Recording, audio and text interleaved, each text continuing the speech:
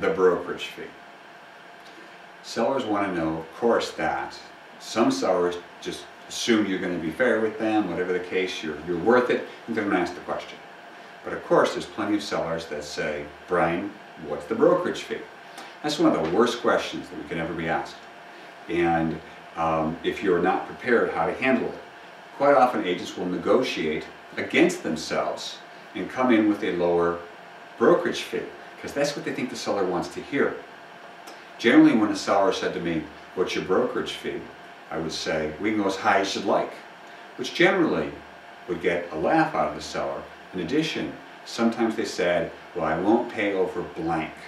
Well, at least I now know what the fee is that they had set as a limit, because another agent had come in there and said that brokerage fee, I might have been higher than them, but at least I know somebody's told me that number, or they came up with it on their own. The worst time to answer, what is your fee, before the appointment, hey, come over, Brian, on Saturday. Okay, hey, by the way, we're thinking about listening for about this price. What's your fee? Do not answer the question. Now they can interview somebody else who has a lower fee, says their service is the same thing. When somebody said to me, again, what's your brokerage fee?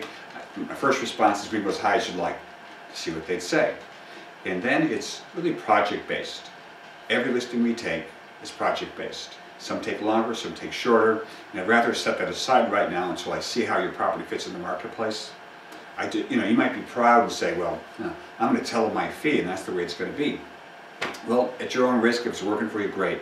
But I would prefer set that aside until we get them to volunteer what they would see as a fair brokerage fee. They can say a number, you can still raise it, but let's get them to say that number first. Okay, thanks for watching this series. Again, the 5 different questions that sellers generally ask listing agents. Thanks for watching.